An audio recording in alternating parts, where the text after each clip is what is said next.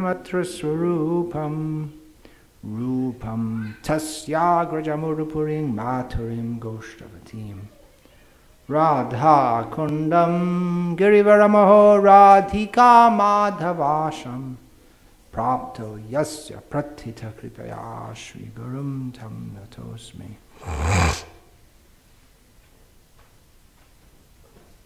Vandeham Shri Guru Shri Yataf Padakamalam Shri Gurun Vaishnavascha Shri Rupam Sagrajatam Sahagana Raghunatan Vitam Tam Sajivam Sadvaitam Savadhutam Parijana Sahitam Krishna Chaitanya Devam Shri Radha Krishna Padam Sahagarita Shri Vishakhan Vitascha Hare Krishna Krishna Krishna Hare Hare Hare Rama Rama Rama Hare Hare. Continuing with recitation of and discussion of Sri Visnu-sahasranama, name 566, Vanamali. This will again be not a very long class because I'm keeping Halayudha in store for Monday. So Vanamali, who is decorated with a garland of forest flowers. When we think of Krishna, Narayana, think of his beautiful form, think of and meditate upon in the Srimad Bhagavatam. The form of the Lord is described in some detail, specifically for the yogi who will meditate within his heart on the Supreme Lord. The Supreme Lord is in the heart. Hrit Kamala, within the lotus of the heart. That was just discussed and will be discussed later on in the name Jyotiraditya in this verse. There's the sky within the heart is mentioned in the Upanishads and in the Bhagavatam. It's an accepted concept within Vedic or Upanishadic understanding. You may say, well, why you say Srimad Bhagavatam is Purana, not Upanishad? But if we find in Srimad Bhagavatam there's so much discussion from the Upanishad, or which parallels that of the Upanishads. Also, Bhakti Thakur says,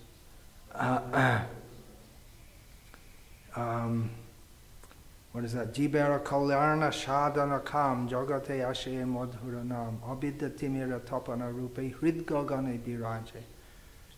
He's praising the holy name of Krishna.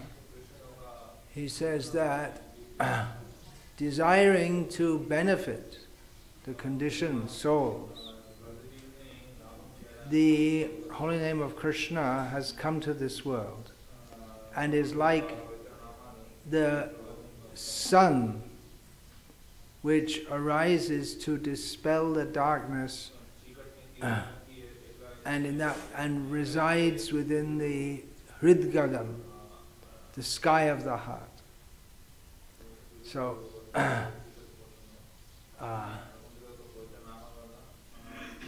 talking about description of the Lord which the yogis meditate upon, and we're not in the meditation line, we're in the chanting Hare Krishna line. That meditation is more meant for or specifically meant for the Satya Yoga. But of course, it's not only that we chant, we have to think of the Lord, His very form also. It's all interrelated. That Hare Nama Eva Kevalam, that shouldn't be taken to mean in an absolute sense that there's no Shravan or Dhyanam or any such thing. We have to, all the processes are there, but Harinam means without Harinam in this Kali Yuga no one can achieve success. That must be there.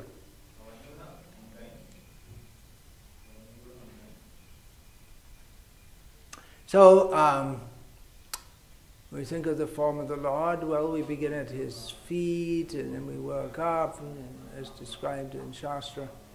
And when you get up not very far, we come to His garland, because His garland stretches down to His knees. Very long garland. And there are so many standard features of Krishna. He has the Srivatsa mark on his chest, this Kaustubha gem. He has the sweetly smiling face, black curly locks of hair, the Makara Kundala, the earrings with in the shape of Makara, which is, there's no real English word to describe it. Sometimes it's translated as sharks, but it's not really. So there are various symptoms of the Supreme Lord. One of them is that He is bedecked with a beautiful forest garland. That means the garland is made out of forest flowers, not cultivated flowers so much. Flower cultivation, of course, is there in Vedic culture, and Krishna likes all kinds of nice scented flowers, but he particularly likes those which are just wildly grown here and there. Not just from the forest, means no one's cultivating them. And of course Krishna is Yamuna Tira Vanachari. He himself wanders on the banks of the Yamuna, in the forests, the groves, and he lives in Vrindavan, which is a forest of Tulsi.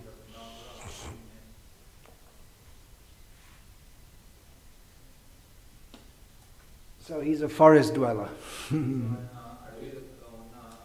Vanachari. That's sometimes used to insult him. When Hiranyaksha insulted Varahadev, he called him this Vanachari. You're just a dweller of the forest. It's like saying some tribal or something like that. But you can insult him if you like. It's not a very good idea. But Krishna dwells in the forest. That doesn't mean he's inferior to you, sophisticated city dweller. So anyway, Krishna has this garland, his forest flowers.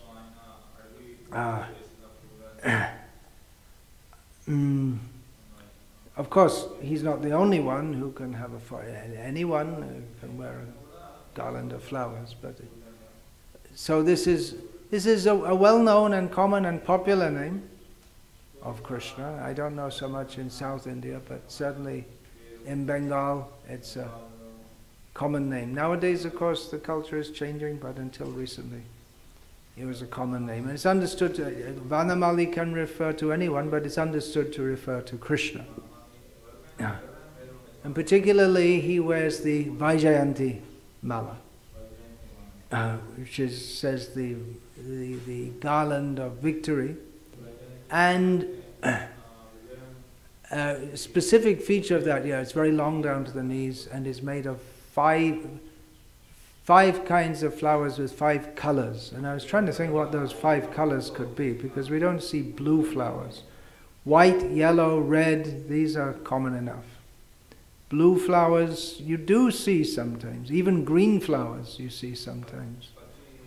But not so common. Anyway, in the spiritual world, there may be, it's a great translator, huh? White color, red color.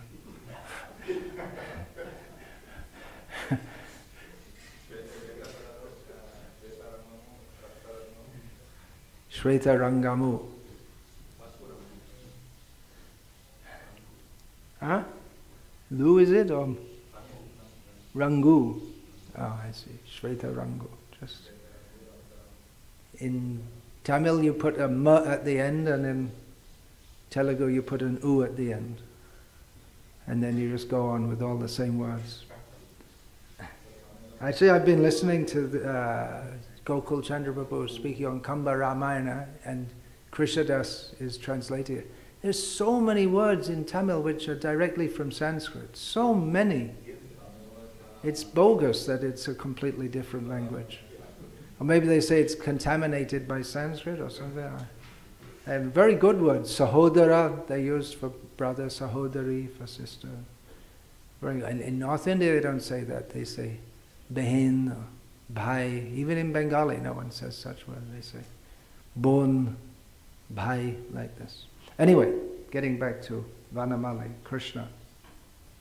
So he has this garland, and he is not necessarily the only one who wears it, because it's also stated in Bhagavatam that Hiranyaksha would wear it. I guess he had the right to wear it because he was conquering over the universe.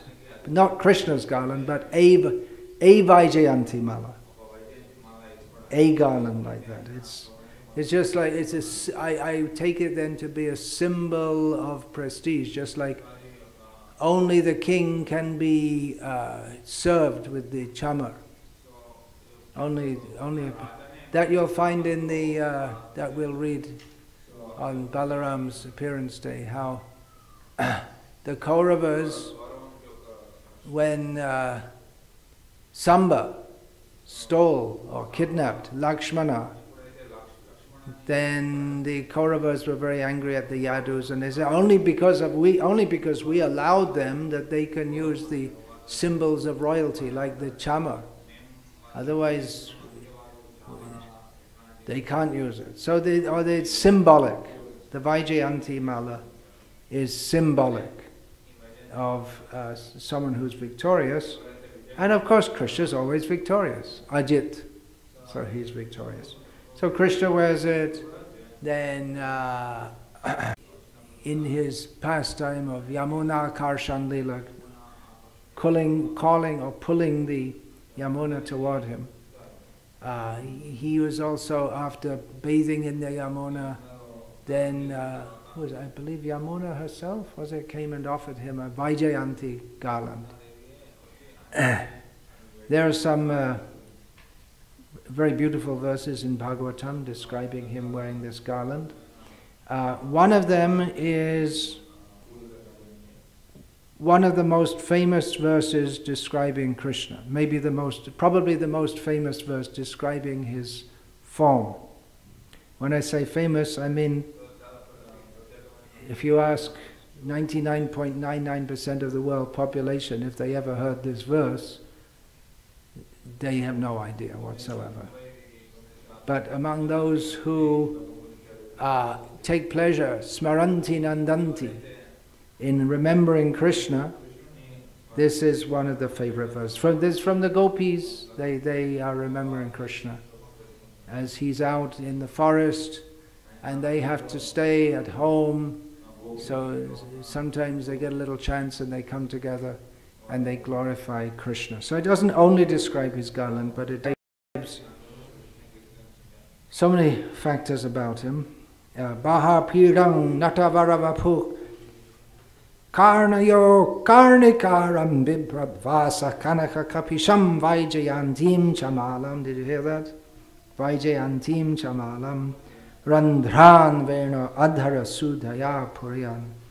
Sudhaya purayan gopa vrindaya vrindaranyam svapadaramanam pravishad gita kirtihi. So it describes Krishna. Baha piram. Do you know what that means?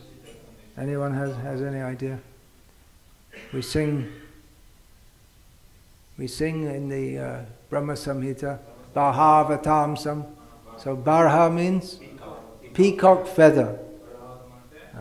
Peacock feather. And Avatangsha, anyone knows what that means? It means that, something decoration for the head. We'll find it's often used in the Vaishnav literature to say just like the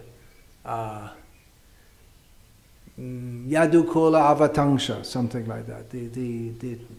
Just like Churamani, something, but it's not a money. It's not a jewel, but it's some kind of decoration for the head. So we say Vaishnav Churamani, the best of the Vaishnavas, so like that. So Baha Piram, he has a peacock feather ornament upon his head. Well, I'll read the whole verse translation here. because it doesn't come out exactly in the same order as the Sanskrit. Wearing a peacock feather ornament upon his head, blue karnikara flowers on his ears, blue flowers on his ears, a yellow garment as brilliant as gold, and the Vaijayanti garland. Lord Krishna exhibited his beautiful form as the greatest of dancers.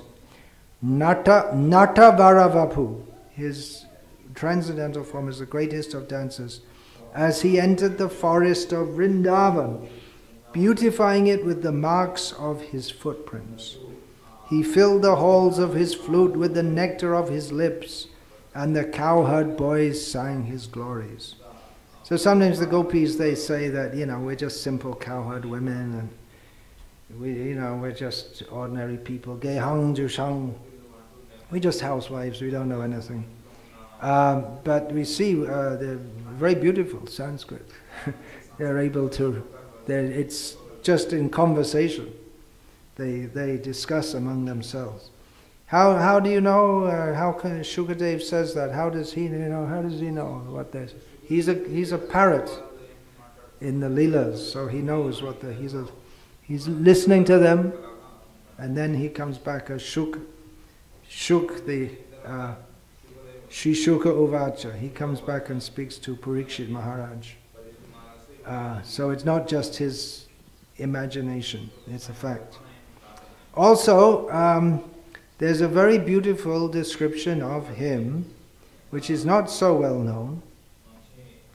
And this, I remember, how many years ago? 10, 12 more years ago. In Croatia, this Purnachandra Maharaj, who you don't know, he passed away now. But he was very deeply into studying Shastra about Krishna's pastimes. And he gave a class on this verse and brought it to the attention that this is such a beautiful description of Krishna. But it's not so very well known because it's not said by the gopis, it's said by the Yajna Patnis, who are also great devotees. But the gopis, Chaitanya Mahaprabhu is certified as the best. So this is another beautiful description of Krishna by devotees who are completely in love with him. So they described him in a very similar way, but in the words are different. Shamang hiranya paridhing Vanamalya. There you got it, Vanamali, Vanamalya, he's got his garland. Shamang hiranya paridhim Vanamalya baha dhatu pravala natavesham anavratang se vinyasta hasta mitarena dhunanam abjam karnot palalaka kapola mukhabjahasam. The translation is given. His complexion, this is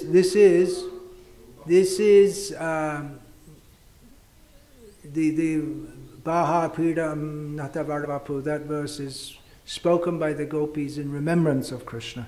This isn't actually spoken by the Yajna Patnis, it's spoken by Shukadev, describing the form of Krishna that the Yajna Patnis have been meditating upon, and they heard about Krishna from the Aborigine women who would wander around and find things in the forest to come out and sell some fruit, honey. They'd wander around the villages of Vrindavan, and they'd heard about Krishna from the Aborigine women, the tribal women, and they were just so desirous of seeing him. And then, unexpected, all of a sudden, their husbands are performing some major sacrifice, and all of a sudden they got the news that Krishna is here. So just like the gopis, they forgot everything else and ran out to see Krishna, especially because they heard he's hungry. So they brought him food against their husband's wishes. And then they came, and they're thinking of him all the time, and they never thought they could get an opportunity to see him actually directly. All of a sudden they heard he's here. And then as they came out, the form of Krishna that they saw is described by Shukadeva Goswami as follows.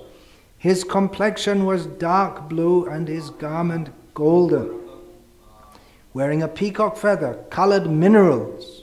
Yeah, Krishna puts the different colors, earth, on his body. Not only Krishna, all the cowherd boys. A kind of decoration. Sprigs of flower buds and a garland of forest flowers and leaves. I don't think it's specifically said here about leaves. Anyway, but maybe. He was dressed, again, just like a dramatic dancer. Krishna, it looks like he's dressed up for...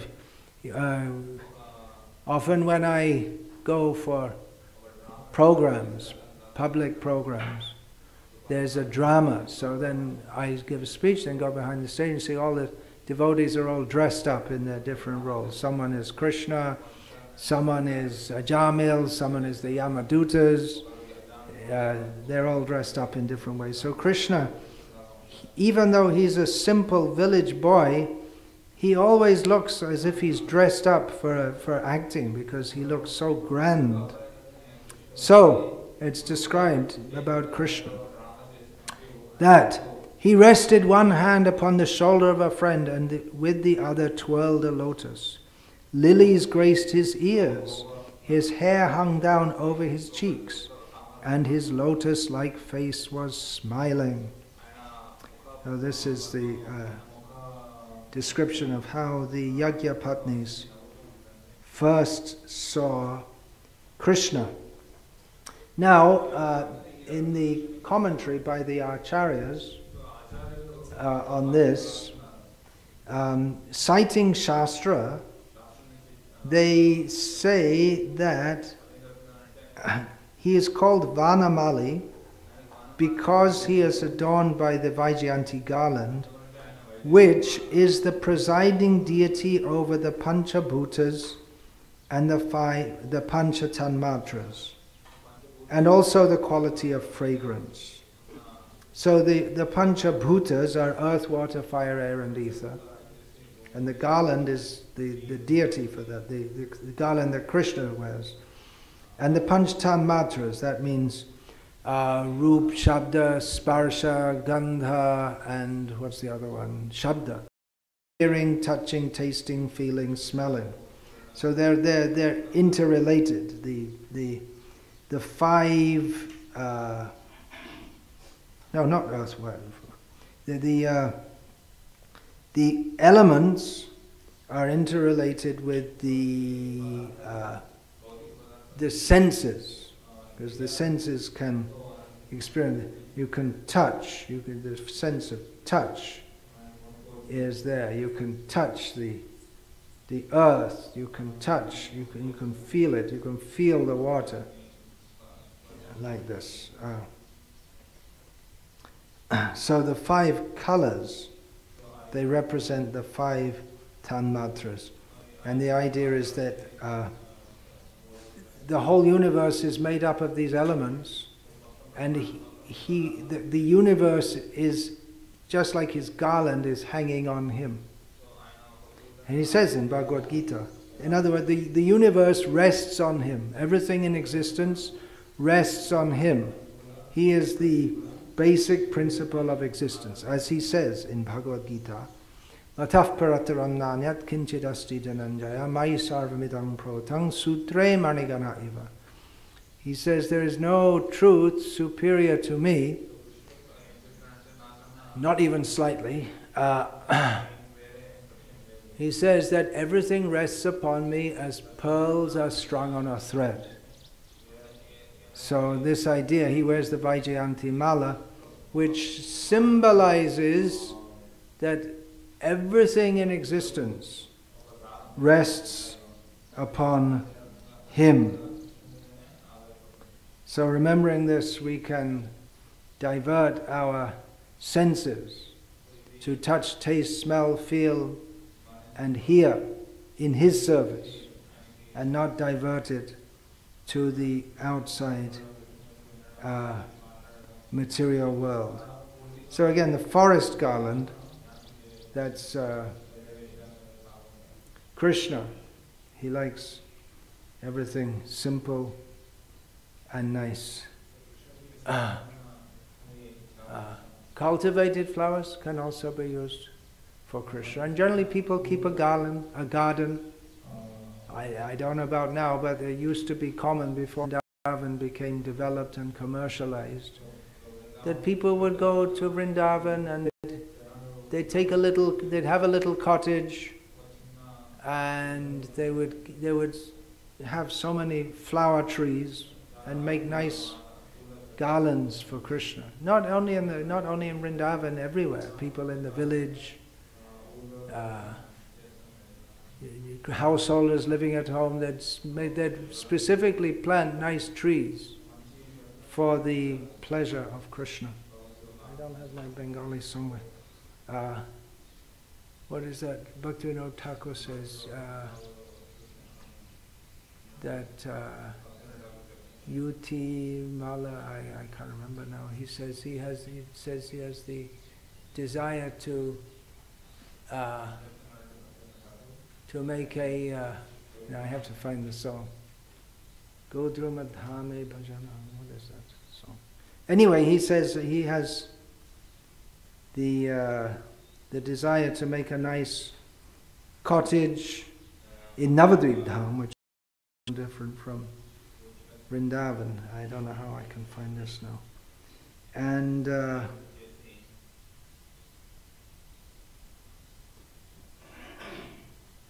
then he will, if I can find the song, I'll read it out.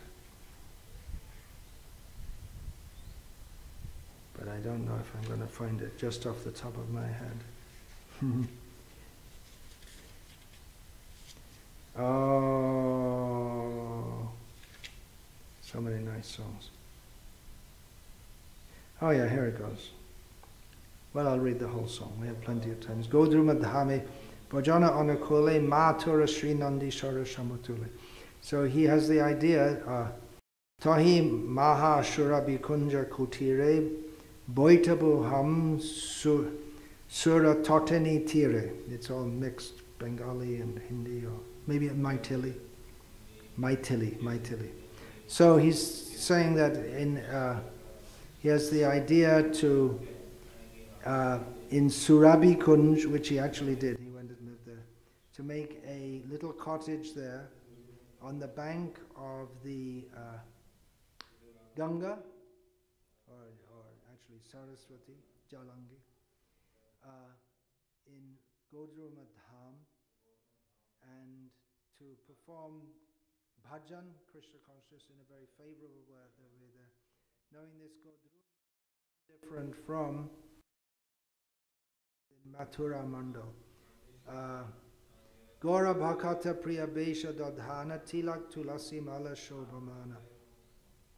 Then I'll dress in the manner which is dear, wear the kind of clothing that's very dear to the devotees of Lord Chaitanya, and be beautified with Vaishnav Tilak and Tulasi Mala.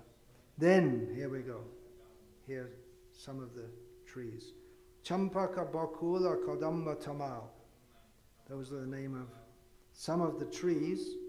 Ropato Niramibo Kunja Bishal. So here's the idea, we'll make all these trees and make a little kunja. Then goes on, Madhavi, Malati, these are also the names of flowers. Uthabu, Tahe. Chayamandapa Korobun Tahi Mahe. So with these are creepers, Madhavi creeper, Malati creeper.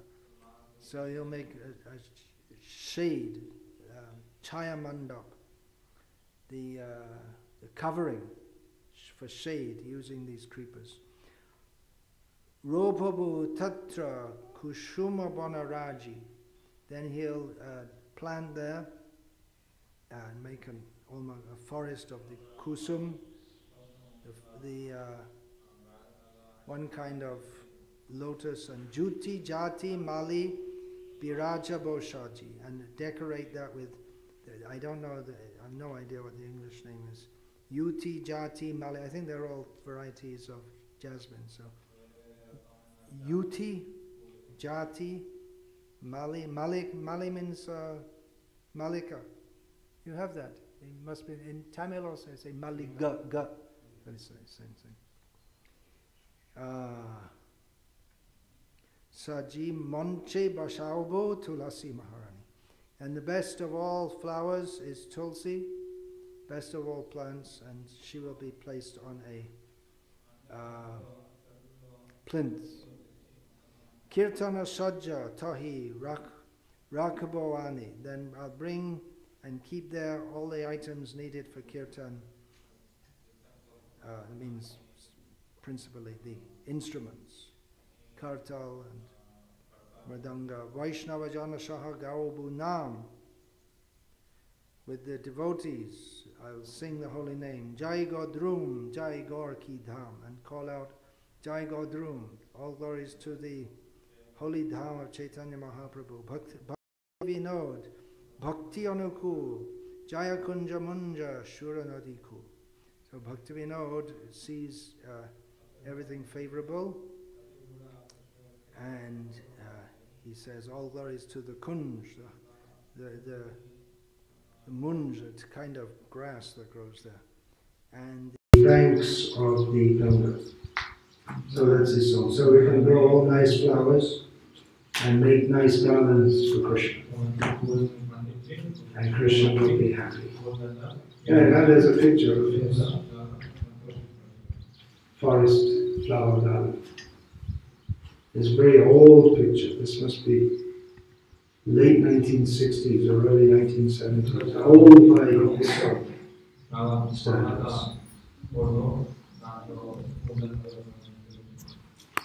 They make nice flowers. Krishna likes flowers more than gems and jewels. You may think we'll make nice temple and put so much gold and jewels, but Krishna likes fresh flowers more. It's absolutely required every day in Krishna's service, fresh flowers. Of course, if you're living in Siberia, it might be a little difficult, but we're not. It might be a little difficult living in Telangana because of the drought. Yeah. And we can offer cactus flowers. We can grow cacti here. Now that will grow. You see it growing wild everywhere. That also has flowers. I don't know if Krishna likes that. You can also cook it as a vegetable. You could look into it. We can live on cacti while everyone else starves to death.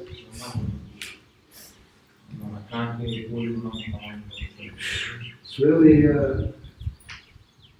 inauspicious, huh? It's supposed to be the rainy season. No sign of rain. Better do some more kirtan. What are these sinful people doing? There's no rain.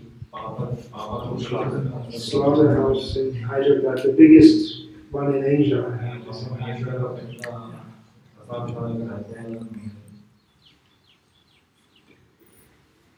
Hare Krishna. Yeah, you're ahead of me, asking for questions.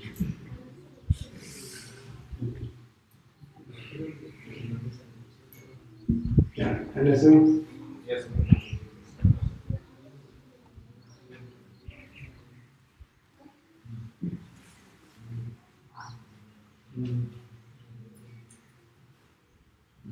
Question? No question. Question? No question. You mentioned that Shukadeva Goswami was a parrot. So then how did he take birth as Shukadeva? How did Shukadeva, the parrot, he's not just a parrot, he's the parrot of Radha. I know. What did he do? What did he do? I can't remember exactly. He flew into the mouth of, it's in the Sangha Puranas or something. Flew into the mouth. What was that? Shiva was saying to Parvati, Parvati fell asleep. Is that it? Remember? Her mouth was open like this. The parrot died accidentally, but then he took birth as the son of Vyas. So I can't remember exactly. Some story.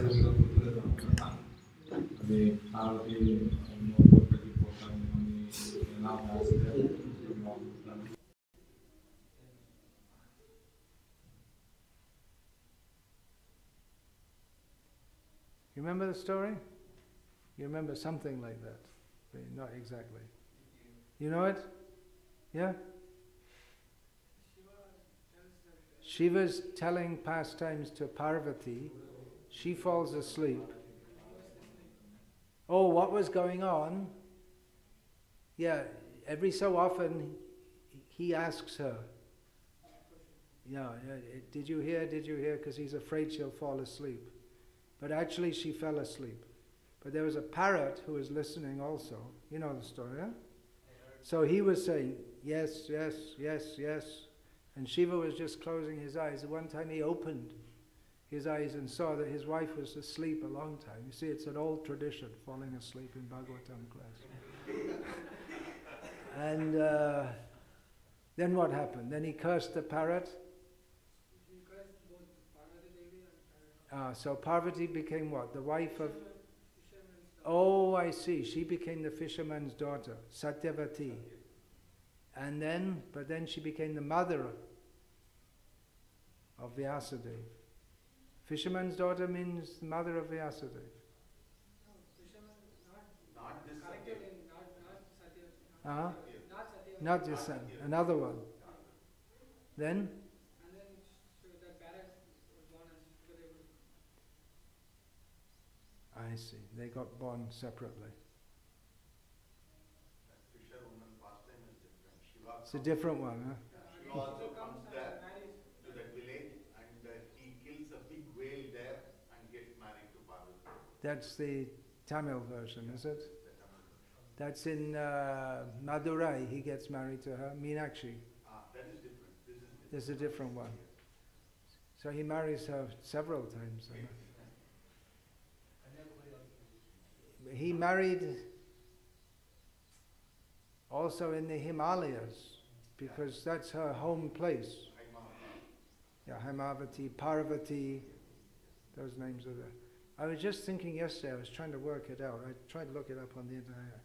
Because I was under the wrong impression that because Janmashtami is coming up, that Subhadra is Parvati, but she's not. Because she's the sister of Krishna, and the sister of Krishna is born on Janmashtami.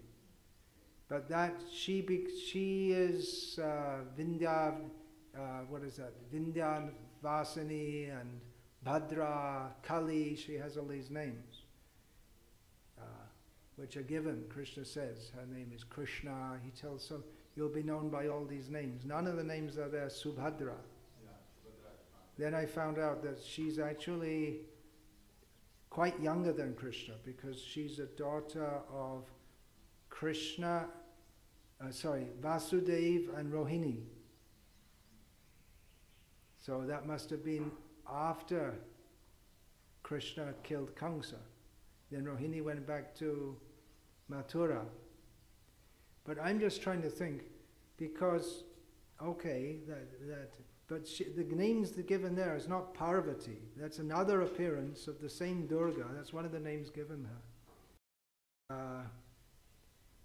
But before that, she was born as Parvati and became the wife of Shiva. Then again she manifested as the sister of Krishna.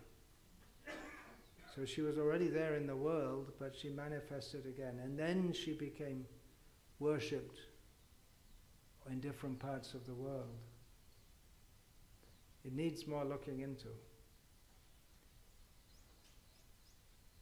Last time I was up in the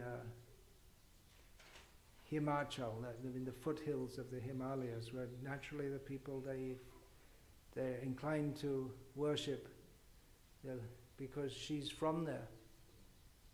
They're inclined to worship her. Just like in Madhya Pradesh, people, they like to worship Vindhyavasini. She's there as the goddess of the Vindhyas. So, but where did she appear? Where she's the daughter of the king of the mountains. Where did she appear actually? And no one knew. I asked sadhus and different people. Surprising, huh? How they would think there'd be some birthplace, just like Mathura is known as the birthplace of Krishna. Of course, she's eternal. That's also